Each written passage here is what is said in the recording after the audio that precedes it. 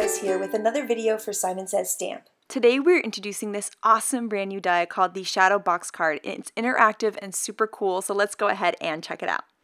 So this is what a shadow box card looks like. It's so cool. It's like a little shadow box diorama, three-dimensional scene, but it folds flat and fits in a standard size envelope so it's easy to mail, and it even works with the scallop box card pop-up inserts too, and I'm going to show you how to do that at the end of the video. So this die here is the main die of the set, and it creates two embossed lines for you. And then we have windows that you can cut out of this. So we have an oval window and a rectangle window, and all you need to do is center it there on the left part of that die cut. Once I have it nice and centered, I'm going to hold it in place with some low-tack tape, and then I'm going to run it through my die cut machine, and you'll see that it creates this beautiful stitched window opening. The same thing happens with the oval, that great, gorgeous stitch detail. Now, to create a shadow box card, you need two pieces, one with an opening and one without. Then what you're going to do is you're going to fold along the embossed lines that the die created for you. So there's one there sort of in the middle. We're going to fold along that and then use our bone folder to make a nice crisp crease. And then we're going to fold along the little tab piece at the end. And once again, create a nice crisp crease there with my bone folder. Then I'm going to repeat the same thing on the window side. So I'm going to fold along that middle-ish line there, and then I'm also going to fold along that tab. Then the next step is to add some nice strong tape to those tabs. So I like to use the 1/8 inch score tape. It works really, really well. And so I'm just going to take that and put that right along those tab edges. The next step is to connect these into one long piece. So what I like to do is I put my window on my right, and then I peel off that tab length. I'm going to line those two up, kind of butt them up against each other. And then when I do that, I'm just going to fold that tab over, and that's going to create my one long piece that I need to work with. Now next up, we're going to work with these insert tabs that the die set comes with. So they create this beautiful kind of stitched hillside, and they have two little small tabs, one on either side. So I'm going to go ahead and fold along that embossed line that the die created for me, folding along those tabs on both sides. And then, just like the main part of the box, we're going to take that 1/8 inch score tape, that nice strong tape, and we are going to put that tape on all of the tabs, so on either side of both of those hills. Now it's time to add these insert tabs into the box. Now these two hills are actually different. One is shorter, so you'll see here that I have the shorter one and then the taller one. So I like to put the shorter one in front. That way you can really see more of the hills and kind of that really cool stitching detail, but you can do either way. And then once I know which order I am going to put them in, I can start to line them up in my box. So here you'll see I have 2 tabs, but you could put 3 tabs or 4 tabs. You can have a lot of fun with it. But for right now, we're just going to work with the 2 tabs.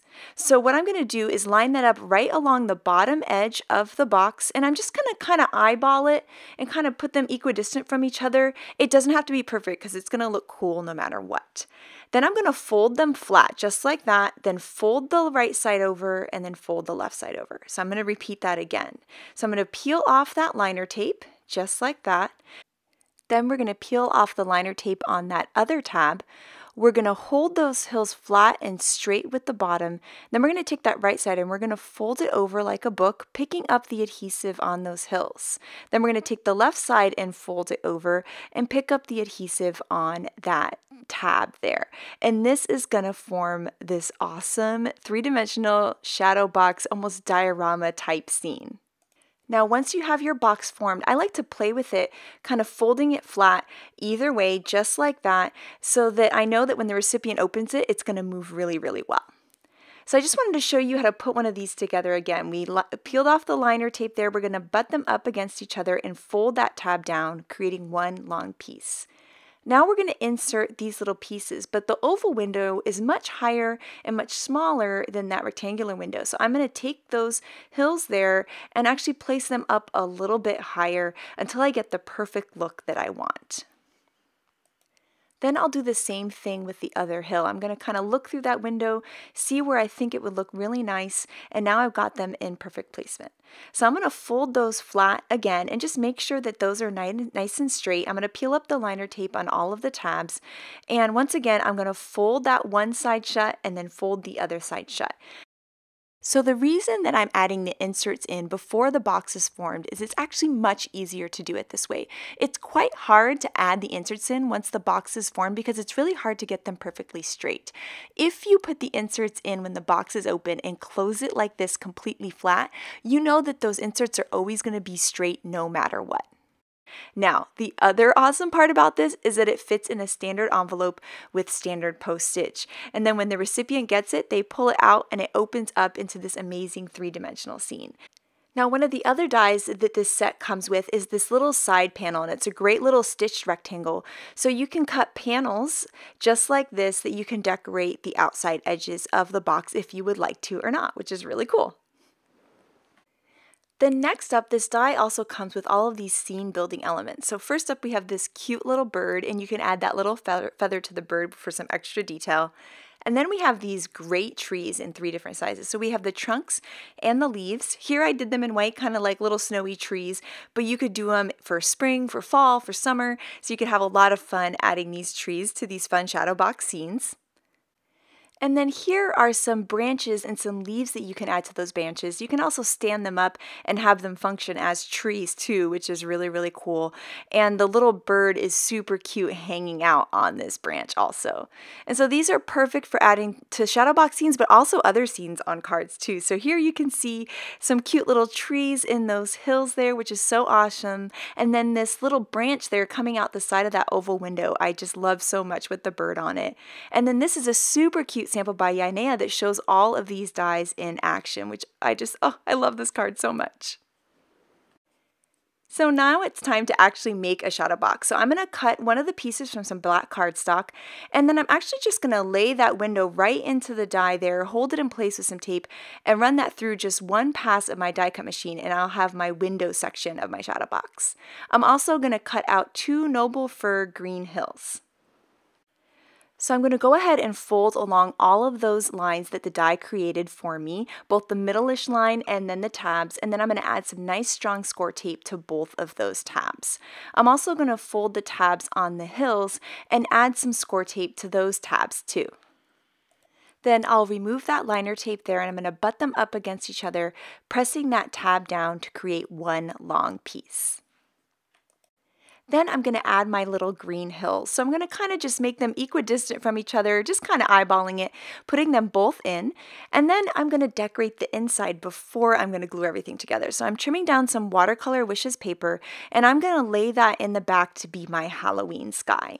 I've also die cut a cute cobweb out of some white cardstock, and I'm going to lay that in the back of my scene too. Then now I can take my hills and fold them completely flat. I'm going to lift up the liner tape on both of the hills, and then I'm going to lay that piece flat there, the piece on the right. Then I'm going to remove the liner tape on that tab piece, and then the left piece is going to fold down, connecting the whole box together. Now that my box is formed, I'm going to go ahead and kind of play with it a little bit. So I'm going to open it up, which is my favorite part, and then I'm going to fold it flat one way and fold it flat the other way, just making sure that it's going to fit in my envelope nicely. Now here I have a bunch of cute trick-or-treaters from the Costume Party stamp set, and so I'm going to give them some little trick-or-treat buckets and a bowl full of candy, and I'm going to layer them in my scene. And what I love about these shadow box cards is they're actually really easy to make, because when you start layering in your stamped images, the dimension is so incredible. So just those 3 stamped images, really simple, look so cool. I've stamped out Trick or Treat from Costume Party 2, and I'm going to use an extra sentiment banner there to cut it out. I'll add some adhesive to the back of that banner, and I'm going to add that to the top of my box to be my sentiment, which I think is super, super cute. And there is my finished box. I love how 3-dimensional it is, how cool it is. It's just so unique and fun. And then the fact that I can fold it flat and then fit it in an envelope is just too awesome. So that's a really cool way to send a 3-dimensional card to someone, but it's super, super easy to mail. So you'll see right here when I take it out on the back of the card, that's where I would write my message, because then they can still display it as a little decoration, but then you can still send your greeting along with the card too. Now, one of the things I love about the Shadow Box card is that it can work for any season, any holiday, any event.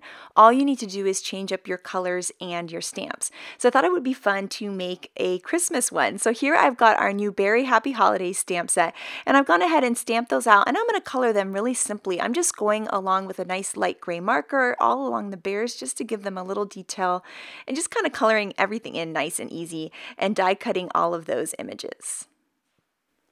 Then I'm going to stamp out a Banner-tastic banner and stamp the Happy Holidays sentiment from the Berry Happy Holidays and die cut that also. I've gone ahead and cut out my window just like I did for my other box, and I've layered those together to be one long piece. Here I have some perfectly plaid chill paper, and I thought that using the plaid would be really cool for the sky in the background. It's kind of something just a little bit different. So I'm going to add my sky there, and then next I can start to work on my hills. So I'm going to put these in just like I did with my little trick or treat cards. I'm going to just make them equidistant. I'm going to fold them flat. Then I'll take off that liner tape and expose that adhesive, and then I can go ahead and fold that right side down, picking up those hills. And then this is the moment right here where I realized that I forgot to do something. So I stopped right here in the middle, and I decided to stamp the best wishes to you and your family on the back of the card. And it's just easier to stamp before the whole card is made, but it's a nice way to include kind of the second part of the sentiment on the back where you're going to write your message.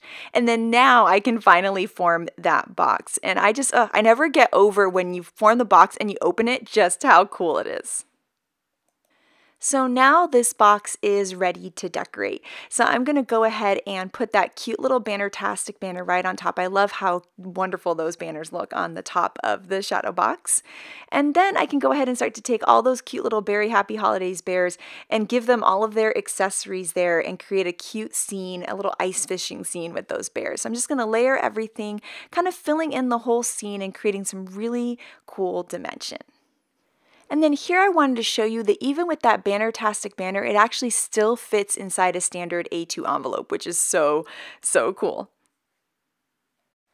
Now for my next shadow box, I'm actually going to be using something from the scalloped box card pop-up. So I'm going to show you guys that in a second. But first up, I just had to create a galaxy scene for my shadow box. I love making these galaxies. I think they're so much fun, and I just kind of get really messy with it, and I just have a blast. So I'm going to make a bunch of kind of messy, blobby things with light blues, dark blues, reds, purples, turquoises, just kind of layering them and making it look super messy.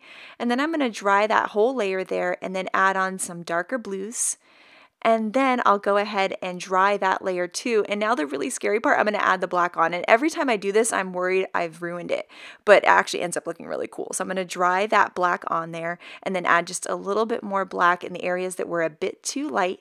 Dry it off, and then I can take off my watercolor paper here from my clipboard, and you can see how it's looking really cool but still a little weird. So here I have some Copic opaque white, but some white acrylic paint would work too, and I have an old toothbrush, and so I'm going to stick my toothbrush in this white paint and then flick off the edge of the toothbrush onto this kind of messy galaxy background. And once you add those stars is when this starts to look so super cool. It really just looks incredible.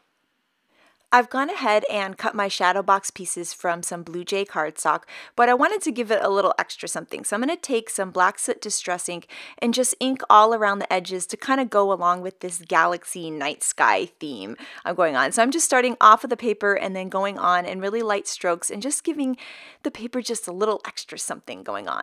Then I went ahead and formed the long piece of the box, and then I'm just adding some black soot there to the edges where it's folded just to give it some even more extra dimension. I've gone ahead and colored and die cut some critters from Upon a Star, and then here is the scalloped boxcard pop-up. So that insert piece from the boxcard pop-up, that's actually interchangeable with the shadow box card, so they both can work with each other. You could use them in either one. So I went ahead and cut 3 of those inserts there using the scalloped boxcard pop-up insert, and I'm die cutting them with puffy cloud borders. And this is how I'm going to create an insert for the shadow box card that isn't just a stitched hill.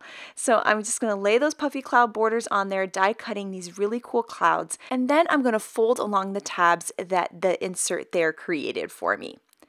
Now I wanted some of these to be a little bit shorter, so I'm going to put it in my paper trimmer there and just trim it down. That way I can have kind of a shorter cloud in the front and then taller clouds in the back. So that's one thing I love about using the boxcar pop-up inserts, is that you can really customize how your shadow box is going to look.